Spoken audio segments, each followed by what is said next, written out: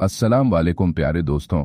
आज की इस वीडियो में हम आपको शहजादी और घोड़े का एक अनोखा वाक्य सुनने वाले हैं, जिसको सुनकर यकीन आपकी होश उड़ जाएंगे।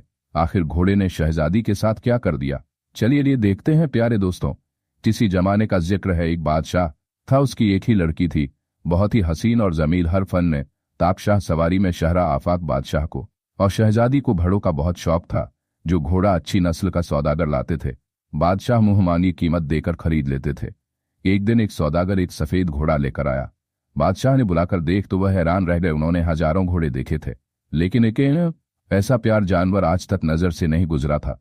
उन्होंने सौदागर से कहा, इसकी जो कीमत तुम मांगोगे हम देंगे। सौदागर ने हाथ बांधकर अर्ज किया, हुजूर मालिक मुख्तार है, जो मर्जी आए मरहत फरमाए।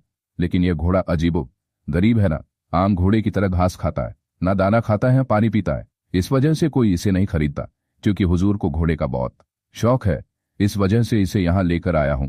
बादशाह और वजीर ने हैरान होकर कहा, फिर क्या खाता है? सौदागर ने कहा, हुजूर दाने की जगह तो तैये बादाम, अखरोट, किशमिश खाता है और घास की जगह जाफरान खाता है, पानी के बदले दूध पीता है।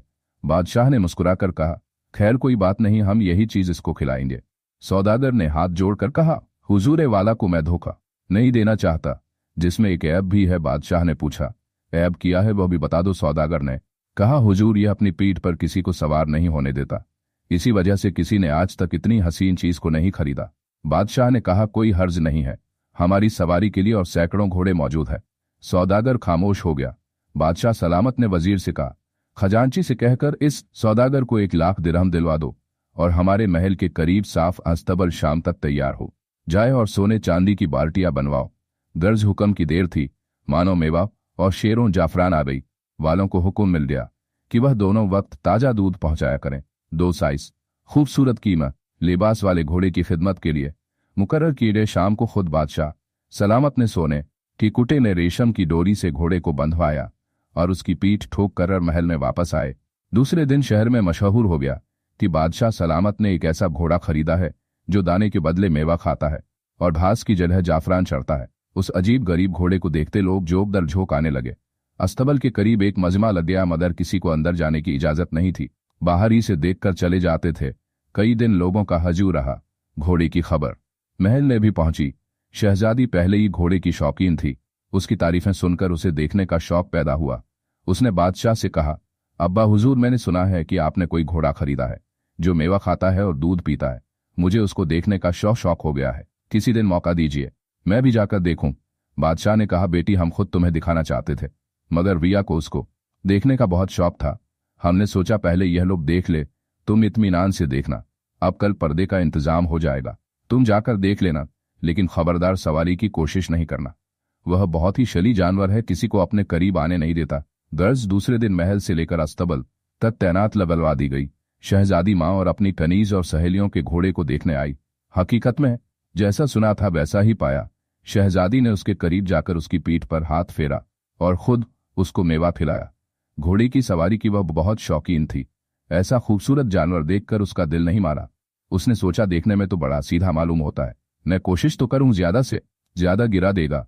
उसने अपनी नौकरानियों से कहा, खबरदार अब्बा, हुजूर से नहीं कहना, मैं जरा इसकी सवारी लेना चाहती हूं। सबने बहुत मना किया, लेकिन वह बगैर काठी, बगैर जीन के कूदकर नंगी पीठ पर सवार हो गई। घोड़ा गर्दन झुकाए खड़ा रहा है। शहजादी ने अपनी साथ वालियों से कहा, देखा, तुम्हें खामखा लोगों ने बदनाम कर रखा था, देखो ये तो कुछ भी नहीं बोला। वह घोड़े पर से उतर आई और प्यार से उसके पीठ पर हाथ फेरने लगी। लौंडिया को ताकीद कर दी कि अम्मा जान के आगे भी जिक्र नहीं करना। वो नाराज हो थोड़ी देर ठहर कर शहजादी अपने महल में वापस आ गई। शाम को घोड़े को मेवा दिया जाता था। आज उसने मुंह नहीं लगाया। दूध की बाल्टी सामने रखी गई, उसने मुंह फेर लिया। जाफरान दिखाई, उस पर भी मुंह नहीं मारा। रिश्तों ने ख्याल किया शहजादी साहिबा आई थी, वह उसे ज्यादा मेवा खिला गई होगी, इस वक्त ख्वाहिश नहीं है। दूसरे दिन सुबह भी घोड़े ने ना कुछ खाया ना पिया, गर्दन झुकाए खड़ा रहा। साइस ने दरोगा अस्तबल को खबर की, वह घबराया हुआ आया। घोड़े की पीठ थपथपाई, प्यार किया, अपने हाथ से खिलाने पिलाने की कोशिश की, मगर उसने किसी चीज को मुंह नहीं लगाया। खामोश खड़ा रहा। बादशाह की पसंदीदा और कीमती चीज थी। उसने परेशान होकर वजीर से सारा माजरा बयान किया। वजीर भी घबराया। जानवरों के डॉक्टर को लेकर आया। सबने अच्छी तरह देखा, बजहर कोई बीमारी मालूम नहीं हुई। एहतियातन पेट की सफाई के लिए दवाई लिख दी। उसी वक्त आदमी दौड़े गए। डॉक्टरों ने अपने हाथ से दबा लाने की कोशिश की, मगर घोड़े ने दो तलतियां मारनी शुरू कर दी। किसी को अपने करीब नहीं आने दिया। वजीर ने जाकर बादशाह सलामत से तमाम कैफियत बयान की। वह खुद शरीफ लाए, अपने सौ फिदिशा हाथ से दूध की बाल्टी बढ़ाई। उसने मुंह फेर लिया, मेवा दिया, वह भी नहीं खाया। बादशाह ने साइस को बुलाने का हुक्म दिया। सब हाथ बांधे हाजिर हुए। बादशाह ने एक एक से सवाल किया, डराया, धमकाया। अगर किसी ने कोई बदतमीजी या लापरवाही घोड़े के साथ की होगी तो उसका सर कलम करवा दिया जाए। सबने हाथ बांधकर अर्ज किया, हुजूर, हम तो बहुत प्यार और मोहब्बत से पेश आते हैं।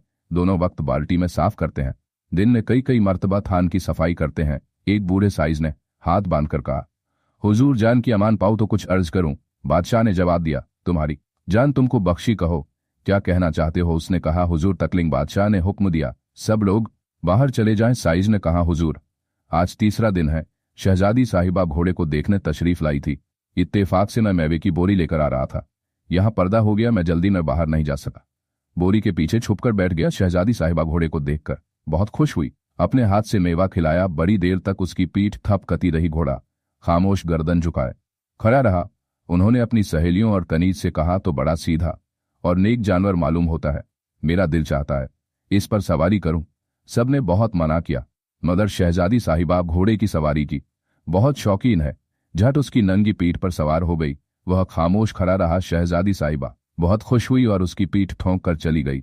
बस हुजूर, उस वक्त से इसने खाना पीना छोड़ दिया और हर वक्त आंखों से पानी बहता रहता है, मालूम होता है रो रहा है। बादशाह ने थोड़ी देर खामोश रहने के बाद कहा, अच्छा तुम जाओ, मगर खबरदार किसी के आगे जिक्र नहीं करना, वरना तुम्हारा जन बच्चा कुल्लू में पिलवा दिया जाएगा। साइस ने कदमों में गिरक कहा, हुजूर, कभी मुंह से भाप नहीं निकालू। बादशाह सलामत उसी वक्त महल में आए और शहजादे को बुलाकर कहा, बेटी, वह घोड़ा जो हमने अपनी पसंद का लिया था 3 दिन से बीमार है, ना खाता है ना पीता है, गर्दन झुकाए खड़ा रहता है। शहजादी ने अफसोस के लहजे में कहा, अब्बा जान, ये तो बहुत बुरा हुआ, उसका इलाज होना चाहिए। बहुत नायाब चीज है। बादशाह ने कहा, बाजे बेटी, मुझे भी बहुत परेशानी है, इलाज कैसे हो? वह किसी को अपने करीब नहीं आने देता, दौलतिया चलाता है। शहजादी ने कहा, अब्बा हुजूर, अगर आप इजाजत दे तो मैं भी जाकर देखूं, मुझे तो वह बहुत पसंद आया है। बादशाह खुद यही चाहते थे कि देखें साइस की बात कहां तक सही है। उसी वक्त पर्दे का इंतजाम हो गया। बादशाह सलामत खुद लड़की को लेकर अस्त में आए। जैसे ही शहजादी पहुंची, घोड़े ने मुंह उठाकर उसकी तरफ देखा। उसने प्यार से उसकी पीठ थपथपाई और मेवा जो बाल्टी में रखा था वह अपने हाथ से खिलाने लगी। वह खुशी खुशी खाने लगा। शहजादी ने दूध की बाल्टी उसके आगे रखी, वह सारा दूध पी गया। जाफरान आगे बढ़ाई, वह भी उसने खादी। बादशाह खामोश खड़ा देखता रहा था। साइस के कहने की तस्दीक हो गई। शहजादी ने कहा, अब्बा हुजूर, यह तो अच्छा खासा है, आप खाली परेशान हो गए। बादशाह ने कहा, हाँ बेटा, साइस की गफलत मालूम होती है, थोड़ी देर ठहर कर। बादशाह शहजादी को साथ लेकर चले गए। दूसरे दिन फिर साइस ने वही शिकायत की। बादशाह सलामत को इत्तला पहुंची। उन्होंने बड़े वजीर को बुलाकर तमाम वाकिया सुनाया और पूछा, बताओ अब क्या करना चाहिए? वजीर ने कहा, हुजूर, यह तो नामुमकिन है कि शहजादी साहिब रोज अस्तबल जाकर घोड़े को अपने हाथ से खिलाया पिलाया करें। बादशाह ने कहा, यह भी दिल नहीं चाहता कि ऐसी कीमती और नायाब चीज को भूखा मार दिया जाए। वजीर ने कहा, इसकी आसान तरकीब यह है, कल दरबार में मुझे हुक्म दे कि शहजादी साहिबा को घोड़ा बहुत पसंद आ गया है, उन्हें यह तोहफा दिया जाता है और शहजादी के महल में अस्तबल बनवा दिया जाए, वहां उसको पहुंचा दिया जाएगा। साइस का काम रौंडिया बंदिया करेंगी। बादशाह को यह मशवरा पसंद आया। दूसरे दिन शहजादी के महल के सहन में अस्तबल बनकर तैयार हो गया और घोड़े को वहां पहुंचा दिया गया। शहजादी की खुशी की कोई इंतहा नहीं थी कि लाखों रुपए की चीज बाबा जान ने मुझे इनायत कर दी। वह रोजाना अपने हाथ से उसे मेवा खिलाती, दूध की बाल्टी खुद उसके आगे करती। एक लड़की जो सबसे कम दर्जा की और बदशक्ल थी, वह अस्तबल की सफाई के लिए तैनात की गई। शहजादी को भी घोड़े से बहुत मोहब्बत हो गई थी। उसने अस्तबल में अपने बैठने के लिए एक तख्त बिछवा दिया था और अक्सर अपनी सहेलियों के साथ वहां बैठकर शतरंज खेला करती थी।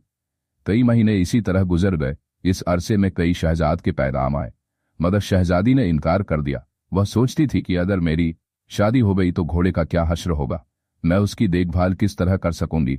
ये तो मेरे ही हाथ से खाता पीता है, जिससे शादी होगी वह यह दोबारा नहीं करेगा।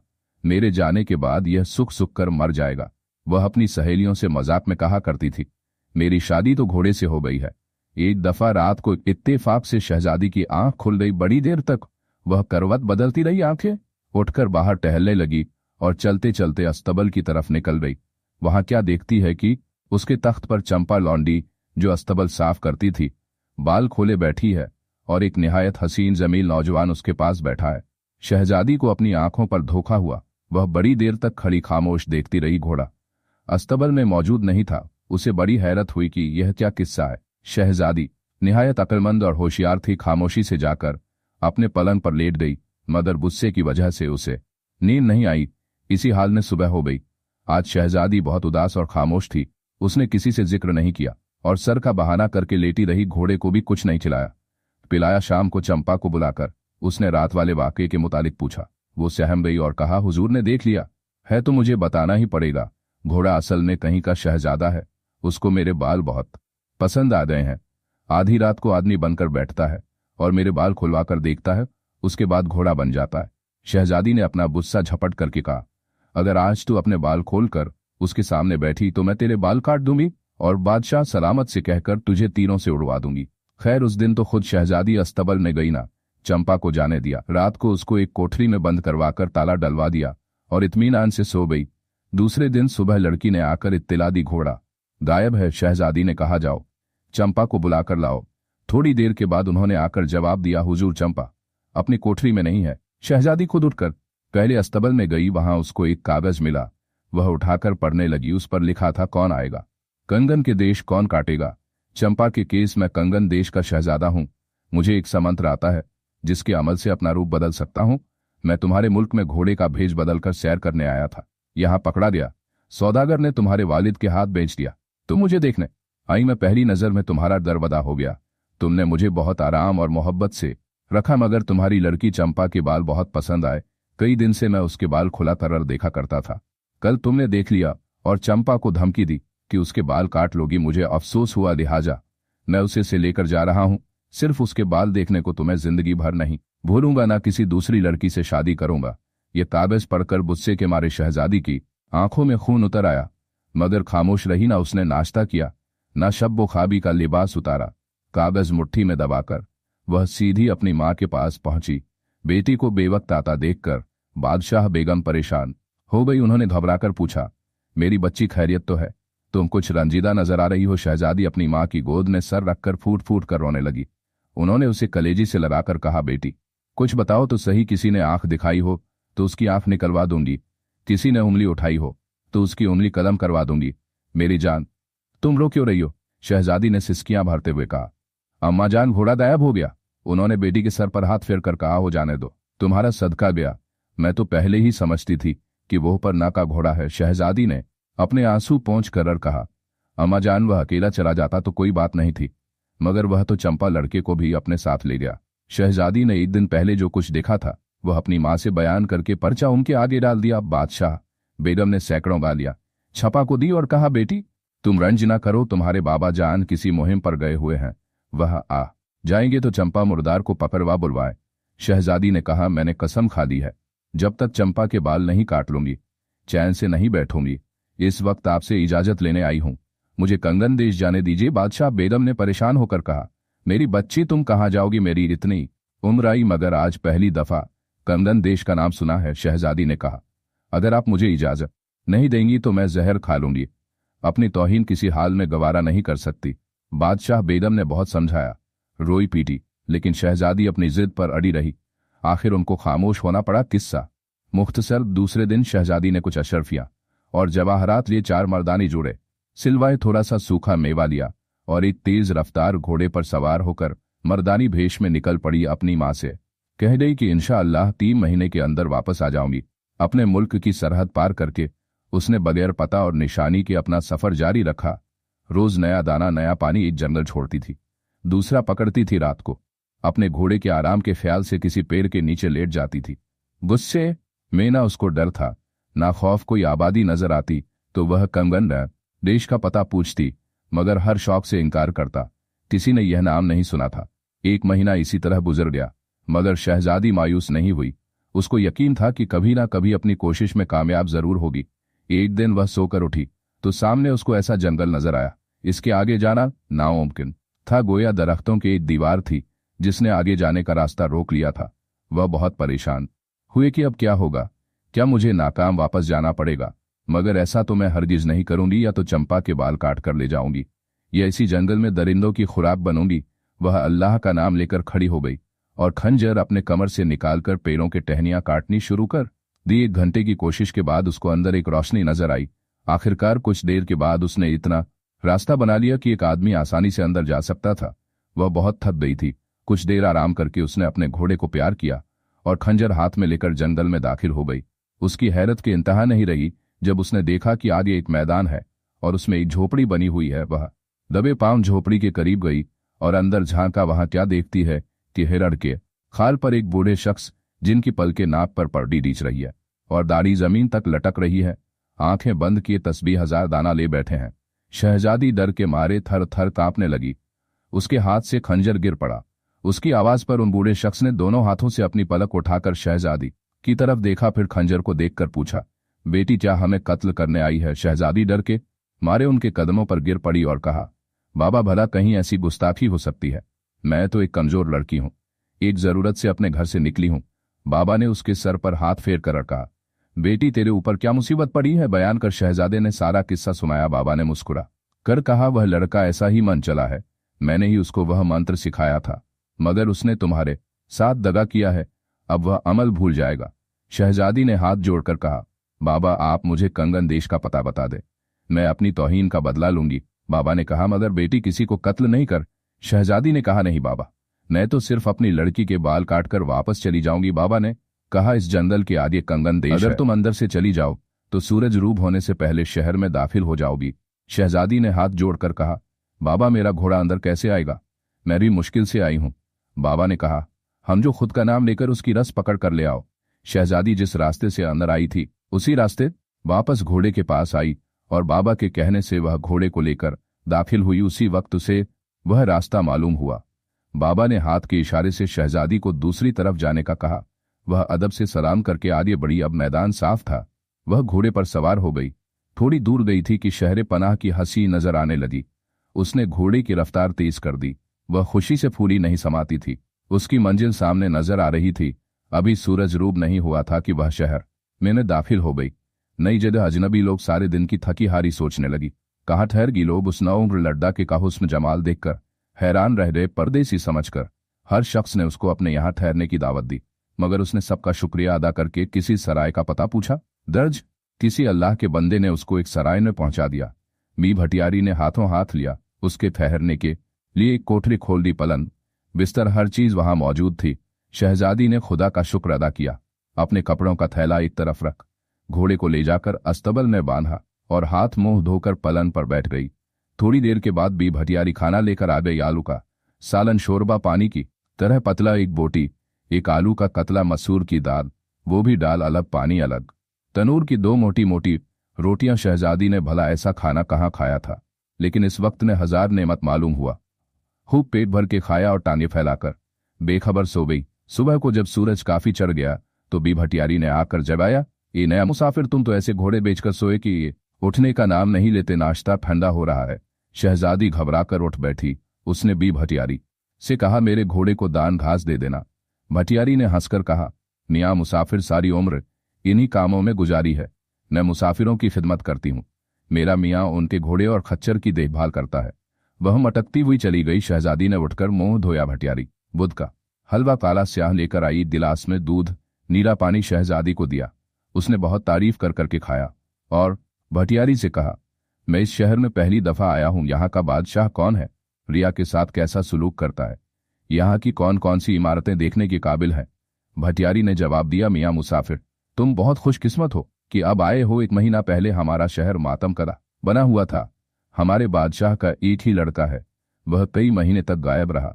बादशाह सलामत ने उसके दम में दरबार में आना छोड़ दिया था। माँ बाप दिन रात रोते थे। रात को सारे शहर में अंधेरा रहता था।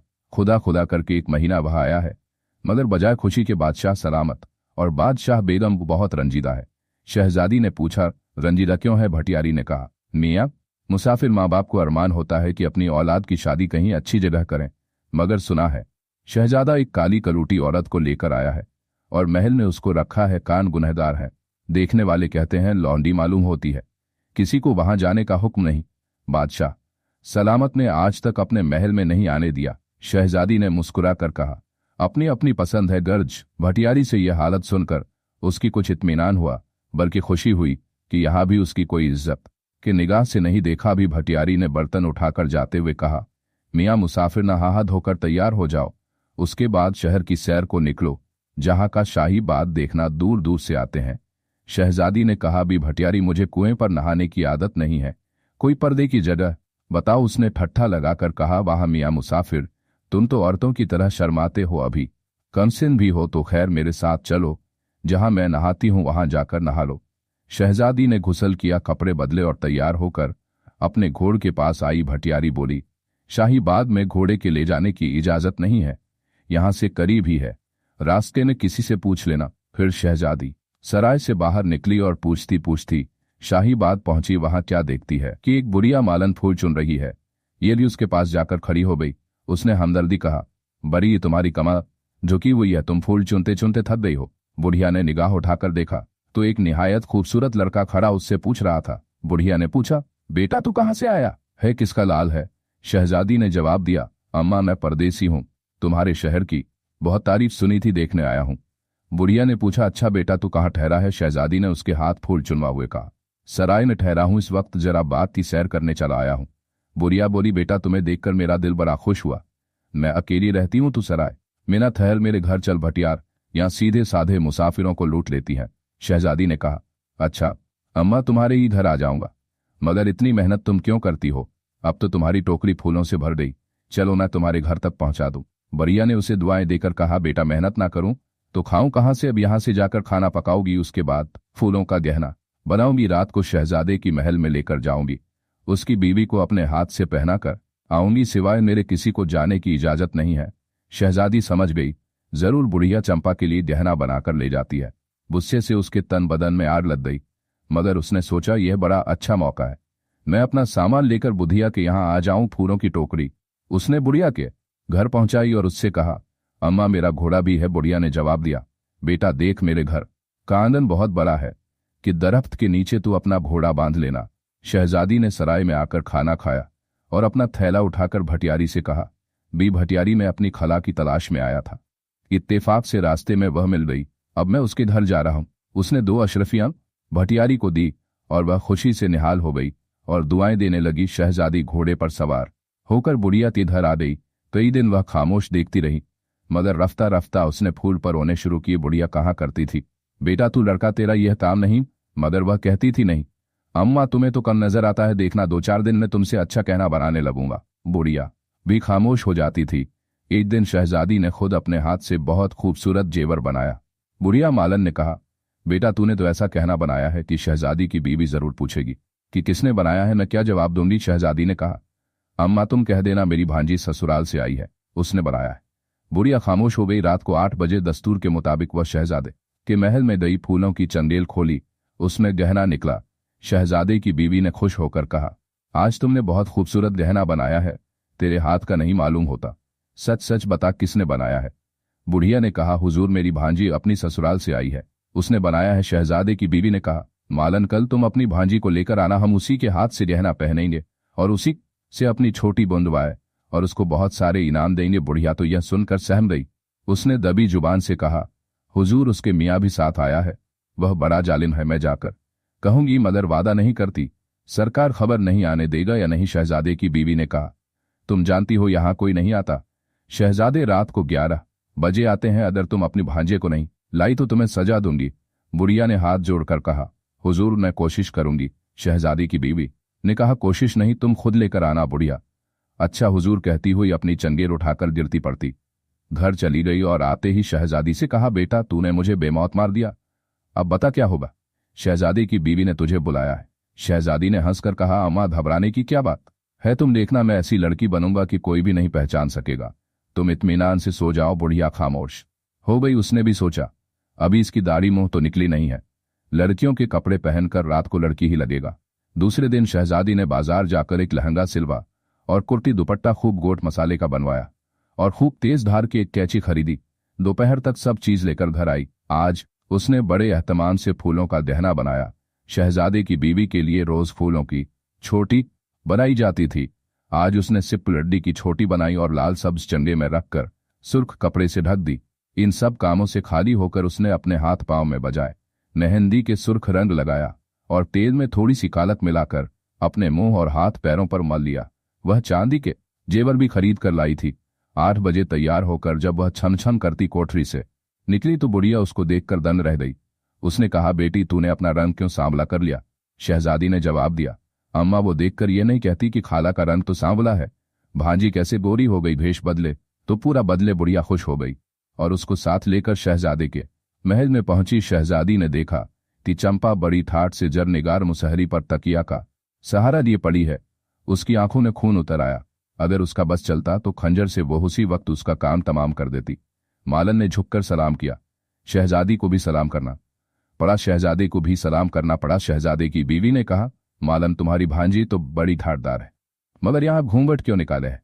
मालन ने फूलों के चंगेल खोलते हुए कहा, हुजूर शर्माती है। शहजादी की बीवी फूलों का गहना देखकर बहुत खुश हुई।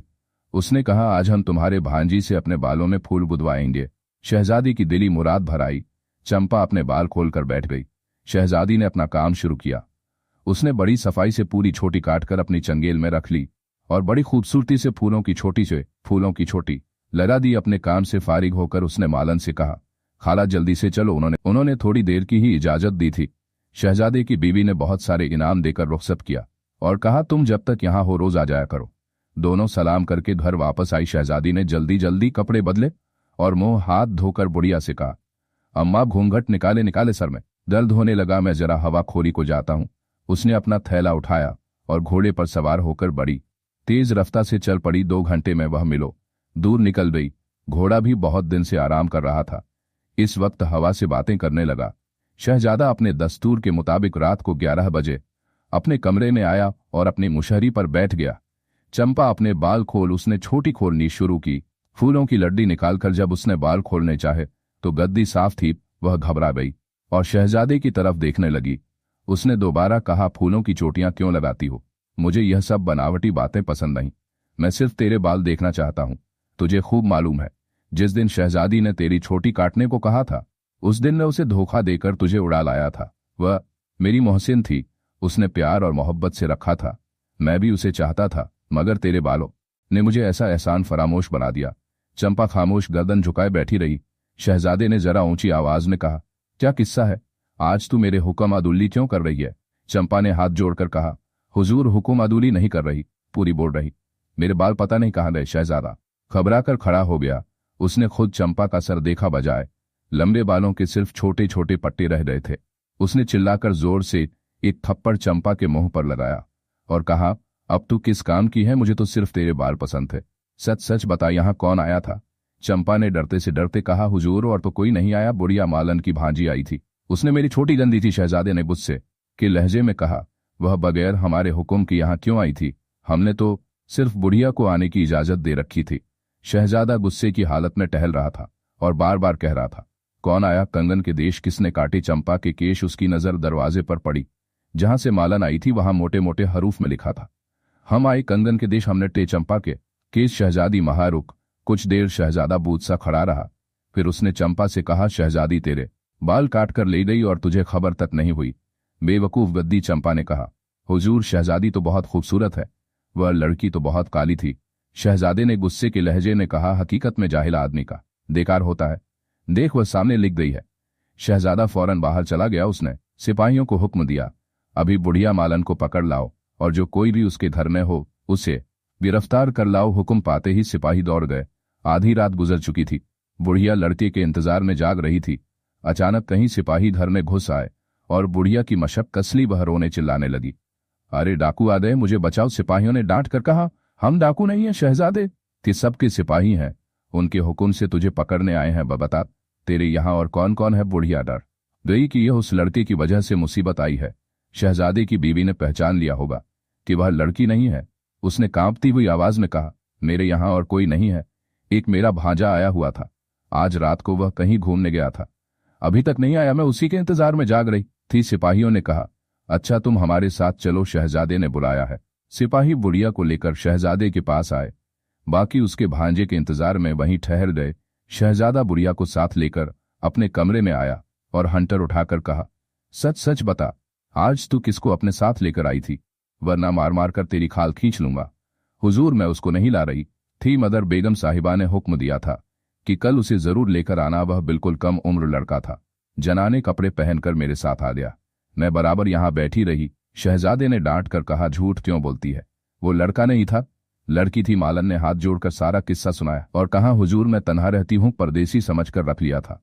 शहजादे ने कहा, अच्छा, सुबह तुम्हें फांसी दे दी जाएगी।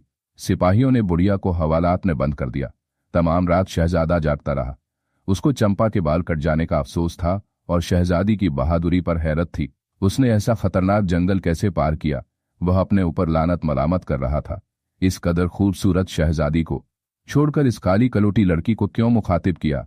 हकीकत में यह उसकी बहुत बड़ी तौहीन थी। उसके बाप ने मेरे ऊपर लाखों रुपया खर्च किया। शहजादी मुझे अपने हाथ से खिलाती थी, घंटे मेरे पास अस्तबल में बैठे रहती थी। कई बड़े बड़े शहजाद के पैगाम आए, मगर उसने शादी से इनकार कर दिया। मैंने उसको अपनी सहेलियों से यह भी कहते सुना था कि मेरी शादी तो घोड़े से हो गई है। मैंने एक आरजी चीज को पसंद किया। बाल कटने के बाद चंपा में कोई खूबी नहीं रही। मुझे उसकी सूरत से नफरत हो गई। सिपाहियों ने रात ही को सारी हकीकत कोतवाली शहर को बता दी थी और यह भी कह दिया था कि शहजादा साहब ने हुक्म दिया था कल बुढ़िया को फांसी दी जाए। सुबह सवेरे कोतवाल वजीर के पास गया और यह कहानी बताएं। वजीर ने कहा, बगैर बादशाह सलामत के हुक्म के किसी को फांसी नहीं दी जा सकती। इसके अलावा तुम बता रहे हो कि बुढ़िया ने शहजादी की बीवी के बुलाने पर उस लड़के को ले गई थी, इसका भी कसूर है। मैं बादशाह सलामत से जाकर कहता हूं, जो उनका हुक्म होगा वह किया जाएगा। गर्ज वजीर ने खास आदमी को बादशाह के पास भेजा और तखलिया किया। बादशाह ने जवाब दिया, तुम जाओ, हम शहजादे से दरियाफ्त करेंगे। वजीर आदाब बजा लाकर उल्टे कदमों वापस गया। बादशाह ने अपने ख्वाजा सरा को हुक्म दिया, शहजादे को बुला लाओ। थोड़ी देर में शहजादा तैयार होकर आया, किंतु तमाम रात जागने की वजह से उसकी आंखें सुर्ख हो रही थी और चेहरा उदास था। बादशाह ने बेटे की तरफ गौर से देखा और कहा, हमने सुना है तुमने मालन को फांसी पर लटकाने का हुक्म दिया है। बेटा, यह सजा बड़े जुर्म में दी जाती है, यानी अगर मालन ने किसी को जान से मार डाला है तो वह फांसी की मुस्तहकम। बताओ उसका क्या कसूर है। शहजादे ने कहा, अब्बा जान, वो मेरे महल में एक लड़के को लड़की बनाकर ले गई थी। मुझे बहुत गुस्सा आया। मैंने सिपाहियों से कहा कोतवाली शहर से कहकर उसको फांसी पर लटकवाया जाए। बादशाह ने कहा, बेटा, अगर इन मामूली कसूर पर बादशाह अपने रियाया को फांसी दिलवा दिया करें तो रिया उसकी नाफरमान हो जाए और मुल्क को छोड़कर चली जाए। शहजादे ने कोई जवाब नहीं दिया। बादशाह ने ख्वाजा सरा को बुलाकर हुक्म दिया, मालन को हाजिर करो। हुक्म की देर थी, फौरन मालन रस्सियों में बंधी हुई हाजिर हुई। बादशाह ने सबको हटा दिया, सिर्फ शहजादा बैठा रहा। बादशाह ने खुद उससे सवाल किया, बता वो लड़का कौन था जिसको तू लड़की बनाकर शहजादे के महल में लेकर गई थी। मालन ने जवाब दिया, गरीब परवर एक दिन बाग में फूल चुन रही थी, वह लड़का मेरे पास आकर खड़ा हो गया। 12 साल का होगा, खूबसूरत इस कदर था कि मैंने अपनी उम्र में ऐसा हुसैन नहीं देखा। मुझे वह बहुत अच्छा लगा। मेरे पूछने पर उसने बताया कि वह परदेसी है और सराय में ठहरा है। हुजूर, मैं बिल्कुल अकेली रहती हूँ। मैंने उससे कहा मेरे यहाँ आ जाए और वह राजी हो गया और अपना घोड़ा और कपड़े लेकर आ गया। मैं शहजादा साहब की दुल्हन के लिए फूलों का दहना बनाकर लाती थी। 2-4 दिन में वह भी सीख गया और मुझसे अच्छा बनाने लगा। परसों उसके हाथ का दहना लेकर महल में आई तो दुल्हन साहिबा ने बहुत पसंद किया। उस लड़के ने मुझे सिखा दिया था कि कभी वह पूछे तो कह देना कि मेरी भांजी ससुराल से आई है, उसने बनाया है। मैंने यही कह दिया। दुल्हन साहिबा ने हुक्म दिया कि कल उसको लेकर आना। मैं डर गई बहुत बहाने के लिए, मगर उन्होंने कहा अगर नहीं लाती तो हम तुझे सजा देंगे। मैंने जाकर घर में कहा। उसे लड़के ने मुझे समझाया, अम्मा डरो नहीं, थोड़ी देर की तो बात है, मैं ऐसी लड़की बनूंगी कि कोई भी पहचान नहीं सकेगा। हुजूर, मेरी शामत ने घेरा था, मैं उसकी बातों में आ गई और अपने साथ उसे ले आई, मगर गरीब परवर में सामने बैठी रही।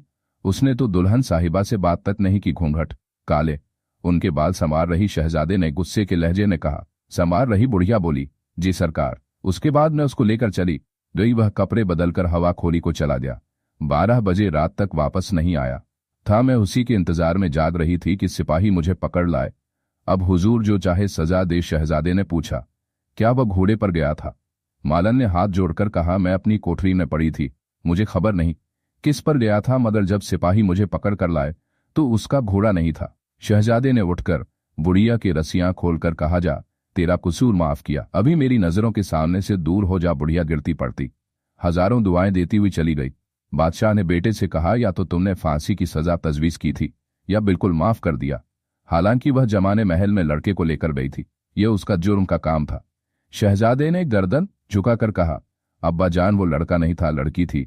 बादशाह ने ताज्जुब से कहा, तुझे कैसे खबर हुई? शहजादे ने जवाब दिया, अब्बा जान वह शहजादी माहरुख थी, मुझसे इंतकाम लेने आई थी। मैं उसकी लौंडी चंपा को लेकर आ गया था। मुझे उसके बाल बहुत पसंद थे।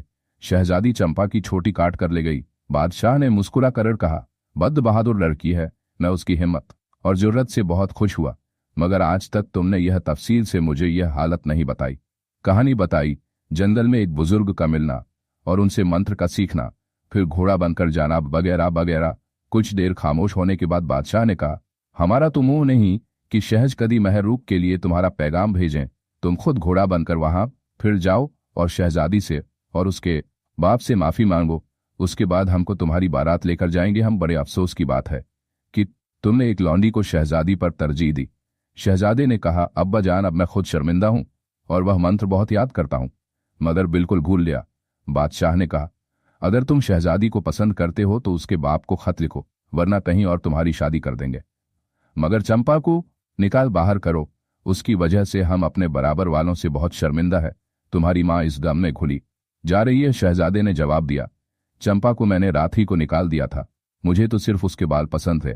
अब शहजादी का हाल सुनो। उसने रातों रात वह जंगल पार किया जहां बाबा मिले थे। उनकी झोपड़ी बंद थी, अंदर चिराग टिमटिमाना। शहजादी ने सोचा, अगर यहां ठहरती हूं तो पीछे से शहजादे के आदमी आकर पकड़ ले। वह अपने घोड़े की राह से पकड़े खामोशी से बाहर निकल आई। अब सुबह हो गई थी। थोड़ी देर उसने आराम किया। घोड़ा अभी तक गया था। वह जंगल में चरता चुगता रहा। दोपहर से पहले वह फिर रवाना हो गई। इस तरह 2 दिन की मंजिल 1 दिन में तय करती हुई 15 दिन में वह अपने वतन वापस पहुंच गई। बादशाह बेगम और बादशाह लड़की की तरफ से मायूस हो चुके थे। महल में उदासी छाई हुई थी। अचानक शहजादी महल में दाखिल हुई। लड़कियां बांध दियां। खुशी खुशी बादशाह बेगम के पास इत्तला करने दौड़ी। शहजादी सीधी अपनी मां के पास गई और चंपा की चोटी उनके कदमों में डालकर कहा, अम्मा जान ने अपनी कोशिश में कामयाब हो गई। उन्होंने बेटी को कलेजे से लगा लिया। बादशाह को खबर पहुंची। वह फौरन आई। बेटी की पीठ थपथपा कर कहा, तुमने हमारे आने का इंतजार किया होता, हम फौज लेकर चढ़ाई करते। शहजादी ने कहा, अब्बा हुजूर वहां कोई नहीं जा सकता। उसने मुफस्सल हाल सुनाया। खैर उस रात शहर में चिराग हुआ। गरीबों और मोहताज को खैरात तकसीम की गई। 1 हफ्ते तक शहजादी ने आराम किया, मगर वह खामोश और उदास रहती थी। न सैरो तफरी से मतलब था, न शाह सवारी से और शिकार का शौक रहा। अपने कमरे में मुंह सर लपेट पड़ी रहती थी। उसकी सहेलियों और कनीज ने बादशाह बेगम से कहा। एक दिन उन्होंने शहजादी को बुलाकर कहा, बेटी मेरी और बादशाह सलामत की ख्वाहिश है कि तुम्हारी शादी कर दी जाए। शहजादी ने जवाब दिया, अम्मा जान जिस दिन अब्बा हुजूर ने मुझे घोड़ा इनायत किया था, मैंने अपने दिल में अहद कर लिया था कि मैं शादी नहीं करूंगी। जब शादी नहीं करूंगी तक वह जानवर के रूप में रहा। मुझे उससे बेहद मोहब्बत हो गई थी, लेकिन इंसान के रूप में आकर उसने मुझे दगा दिया। शायद इंसान की यही फितरत है। अब मैं शादी नहीं करूंगी। मर्दों की ज़हनियत बड़ी खराब होती है। अगर आप किसी दूसरे शहजादे से मेरी शादी कर देगी तो वह किसी और लड़की को पसंद करेगा। मेरी कनीज ने कई बहुत खूबसूरत भी है। चंपा जैसी बदसूरत को उस शख्स ने पसंद कर लिया, तो अब मुझे किसी पर भरोसा नहीं रहा। मेरी जिंदगी बहुत आराम से गुजर रही है। अब ज्यादा वक्त इबादत इलाही में सर्फ करूंगी। मैं एक मुसाफिर खाना बनवा रही हूं, जो कोई गरीब मोहताज हमारे शहर में आया करेगा। 3 दिन मैं उसको अपने मुसाफिर खाने में ठहराया करूंगी। बादशाह बेगम खामोश हो गई। उन्होंने सोचा, अभी इसको गुस्सा है, रफ्ता रफ्ता ठीक हो जाएगा। किस्सा मुख्तसर, शहजादी का लंगर खाना बनकर तैयार हो गया।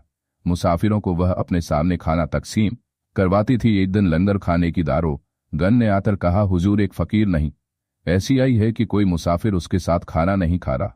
फटे चरे कपड़े पहने, पाँव में छाले पड़े, सर पर एक बाल नहीं, कुछ बोलती चालती नहीं, बस रोए जा रही है। शहजादी ने कहा, हमारे पास लेकर आओ। इस वक्त लड़की ने उसको हाजिर किया। शहजादी को देखते ही वह कदमों में गिर पड़ी और कहा, हुजूर मैं आपकी लड़की छपा हूं। शहजादी 10 कदम पीछे हट गई। उसने नफरत से मुंह फेर लिया, मगर उसकी हालत एजार देखकर रहम आ गया और कहा, तू अपनी जरम निगार मुसहरी और जरदोजी कपड़े छोड़कर यहां क्यों आ गई है? उसने रोते हुए कहा, हुजूर शहजादे को मेरे बाल पसंद थे। जब बाल नहीं रहे तो उन्होंने ठोकरे मार मार कर निकाल दिया। मैं जंगलों में मारी मारी फिरती रही। एक दिन जंगल में एक जफ आदमी मिले। उन्होंने मेरे सर पर हाथ फेर कर रास्ता बताया। वहां से चली जो थोड़े से बाल सिर पर रह गए थे। वह हबशियों के से हो गए थे। सब लड़कियों। कनीज ने कहा, बहुत अच्छा हुआ, अपने मालिक के साथ दगा करने का यही अंजाम होता है। शहजादी ने उसको बादशाह बेगम के पास भेज दिया और कहलवान इसका कसूर माफ कर दिया। ये अपनी सजा को पहुंच चुकी, वह भी माफ कर दें। खैर, वह फिर शहजादे की खिदमत गुजारी में लग गई। शहजादी को अभी सुकून नहीं हुआ था। वह घोड़े शहजादे से बदला लेना चाहती थी। वह दिन रात इसी फिक्र में रहती थी। एक दिन बादशाह सलामत के पास कंगन देश का इच्छी बहुत से तोहफे लेकर आया और शहजादे का खत लाकर उसने माफी मांगी और शहजादे माहरुख से शादी की खास दरियाफ्त की थी। बादशाह ने इर्जत को तो मेहमान खाने में ठहराने का हुक्म दिया और वजीर को बुला कर मशवरा किया। उसने जवाब दिया, हुजूर, बगैर शहजादी के मशवरे के कोई जवाब नहीं देना चाहिए, क्योंकि घोड़ा आपने उन्हीं को मरमत फरमाया था। उसने उन्हीं के साथ धोखा किया। वह जो कुछ फरमाए उसके ऊपर अमल किया जाए। बादशाह महल में आए और अपनी बेगम को शहजादे का खत देकर कहा, तुम माहरुख को खत दिखा दो, जो कुछ वह जवाब दे हमें बता देना। बादशाह बेगम ने शहजादी को बुलाकर कहा, बादशाह सलामत तुम्हारी राय मालूम करना चाहते हैं। उसने कुछ वक्त के बाद कहा, अम्मा जान, मुझे एक रात की मोहलत दीजिए, सोचकर बताऊंगी। रात को वह बड़ी देर तक इस मसले पर गौर करती रही। उसको घोड़े से दिल्ली लगाव हो गया था। उसके जाने के बाद जो कुछ मुश्किल शहजादी ने झेली थी वह खुद ही समझती थी। जंगलों में मारी मार फिरी शादी करने से इनकार कर दिया। खुद शहजादा खादगार है और माफी मांग रहा है, इनकार नहीं करना चाहिए। मगर जिस तरह उसने मेरा जी जलाया है, मैं भी उसको जलाऊंगा बनाया और मुतमिन होकर सो गई। दूसरे दिन उसने अपनी एक सहेली की मारफ बादशाह बेगम से कहलान से कह दे कि अगर हकीकत में वह शादी करना चाहता है तो खुद कर माहरुख से बात करें। शादी के मामले में वह अपने आप बख्ता है। किस्सा कोताहा। यहां से भी बादशाह ने अपने मुल्क की बेहतरीन तहाइफ देकर इची को रुखसत किया। शहजादा फौरन राजी हो गया और अपने खास मुशीर को साथ लेकर रवाना हो गया। कुछ दिन के बाद वह शहर में दाखिल हुआ। इत्तला मिलते ही बादशाह ने वजीर को उसके इस्तकबाल के लिए भेजा और एक खास महल में उसके ठहरने का इंतजाम करवा दिया। दूसरे दिन सुबह शहजादी ने अपने खास बाग में, जहां शाह सवारी की मशक करती थी, शहजादे से मिलने का वक्त मुकर्रर किया और शाही लिबास पहनकर अपनी सहेलियों और कनीज को साथ लेकर भाग में गई। इसके अलावा चंपा को शहजाद का सा लिबास पहनाकर उसके सर पर ताज रखा और एक निहायत कीमती घोड़े पर सवार कराकर अपने साथ लिया। मुकर्रर वक्त पर ख्वाजा शराब ने शहजादी को बाग में पहुंचा दिया। यहां क्या देखता है कि शहजादी एक हबशी गुलाम के साथ शाह सवारी की मशक कर रही है। वह गुस्से से कांपने लगा और अपनी कमर से खंजर निकाल लिया। शहजादी उसके इस्तकबाल को आगे बढ़ी। चंपा और सब कनीज को वहीं ठहरने का हुक्म दिया। उसमें शहजादे के करीब जाकर कहा, आपकी तशरीफ बेआबी से बड़ी खुशी हुई। उसने कोई जवाब नहीं दिया और खंजर मियान गंजमाल को देखकर उसका हाथ नहीं उठ सका। उसने गुस्से के लहजे में पूछा, तुम किसके साथ? गुद्ददाचन जी ने इंतहा गुस्से की हालत में कहा, मेरा गुलाम यहां कैसे आया? शहजादे ने हंसकर कहा, जैसे मेरी लड़की कंगन देश गई थी। शहजादे ने अपने खंजर को उठाते हुए पूछा, क्या तुम अपने साथ लाई हो? शहजादी ने जवाब दिया, आपको मेरी लौंडी पसंद आ गई थी, मुझे आपका गुलाम पसंद आ गया। शहजादी ने तेजी से आगे बढ़ते हुए कहा, क्या तुमने मुझे यहां जलील करने को बुलाया है? पहले मैं इस गुलाम का सर तन से जुदा करूंगा, फिर तुम्हें मारूंगा। मुझे नहीं मालूम तुम इस कदर जलील हो। शहजादी ने मुस्कुराकर कहा, शहजादे साहब गुस्से में आपे से बाहर क्यों होते हैं? औरतें ऐसी हरकत नहीं कर सकती। वो एक दफा किसी से मोहब्बत कर है, मुझे घोड़े से मोहब्बत हो रही थी। उसने मेरे साथ दगा किया और मेरी अदना लड़की को लेकर चला गया और मुझे इश्तिहार दिलाकर गया। कौन आएगा? कंगन के देश कौन काटेगा? चंपा के केश में खुददार थी। अपनी तौहीन किसी हाल में बर्दाश्त नहीं कर सकती थी। अगर आप मुझे ताना देकर नहीं जाते तो मैं कभी कंगन देश नहीं आती। अपना तमाम वक्त इबादत इलाही में गुजार देती। आपको मालूम है मैं भी अपने माँ बाप की इकलौती बेटी हूं। मेरी परवरिश बड़े नाजो नाम के साथ हुई थी, मगर मैंने कई महीनों जंगलों की खाक छानी है। आप चंपा के साथ ऐश आराम की जिंदगी बसर कर रहे थे और मैं शेरों और भेड़ियों के मुंह में थी। आपने मुझे पहले भी एक कमजोर लड़की समझकर धोखा दिया, लेकिन चंपा के बाल कट जाने के बाद आपके मुंह की खानी पड़ी। और इस वक्त भी आप अपनी ताकत इस्तेमाल करना चाहते हैं। मेहरबानी करके अपना खंजर में कीजिए और इस गुलाम को पहचानने की कोशिश कीजिए। उसने चंपा को करीब बुलाया और ताज जमीन पर फेंकते हुए कहा, यह आपकी नूर नजर चंपा है। अगर आप इसको ले जाना चाहते हैं तो शौक से ले जाएं, मुझे कोई ऐतराज नहीं होगा। शहजादे ने गर्दन झुकाकर कहा, मैं तुमसे बहुत शर्मिंदा हूं, बल्कि तुम्हारा गुनहगार हूं। तुमने मुझसे पूरा इंतकाम ले लिया। तुम्हें इस गुलाम के साथ देखकर मेरी आंखों में खून उतर आया था। शहजादी ने मुस्कुरा कर कहा, और जब मुझे यह मालूम हुआ कि घोड़ा जिसको मैं अपने हाथ से खिलाता पिलाती थी और ज्यादा वो उसके साथ अस्तबल में गुजारती थी। वह चंपा को लेकर फरार हो गया तो मेरे दिल पर क्या गुजरी होगी। शहजादे नदामत से कहा, बार बार इस जिक्र को ना दोहरा, मैं अपने कसूर की माफी मांगता हूं। शहजादी ने उसकी बात को नजरअंदाज करते हुए अपनी कनीज से कहा, शहजादे साहब के लिए कुर्सी लाओ, बड़ी देर से खड़े हैं। शहजादे ने मुस्कुरा कर कहा, मैं अपना अस्तबल देखना चाहता हूं। शहजादी ने जवाब दिया, जब घोड़ा नहीं रहा तो अस्तबल बेकार था, उसका मैंने मुसाफिर खाना बनवा दिया है। एक दिन वहां चंपा भूखी प्यासी भटकती फटे कपड़े पहने आई थी। उसने बताया कि उसके बाल काटने के बाद अपने ठोकरे मारकर उसको निकाल दिया है। बड़े अफसोस की बात है, जब औरत दिल से उतर जाती है तो मर्द के साथ ये सलूक करते हैं। शहजादा बोला, इस जिक्र को छोड़ दो, यह बताओ जिस मकसद के लिए मैं आया हूं उसके मुतालिक तुम्हारी क्या राय है। शहजादी ने कुछ देर खामोश रहने के बाद कहा, आप अब्बा जान के पास जाकर अपना मकसद बयान कीजिए, मैं उनका हुक्म नहीं टाल सकती। थोड़ी देर शहजादा यहाँ बैठकर बादशाह सलामत के पास गया और उनसे शादी की दरख्वास्त की। उन्होंने जवाब दिया, बेटा मैं तुमसे मिलकर बहुत खुश हुआ, मगर तुम्हारे वालिद साहब की तरफ से पैगाम आना चाहिए। अगर हमने तुम्हारे कहने से यह रिश्ता मंजूर कर लिया तो उन्हें रंग होगा। शहजादे ने गर्दन झुकाकर कहा, अब्बा जान की मर्जी से मैं आया हूं, वह आपसे बहुत शर्मिंदा है।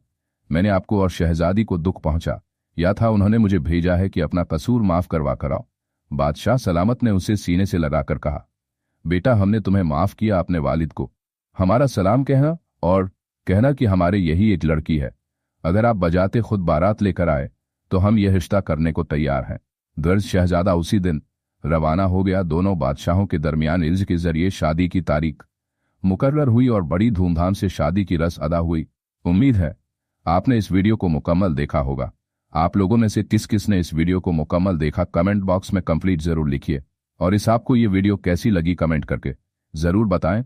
वीडियो पसंद आई हो तो इसे लाइक और करीबी लोगों के साथ शेयर करें। मिलते हैं नई वीडियो में। शुक्रिया, अल्लाह हाफिज।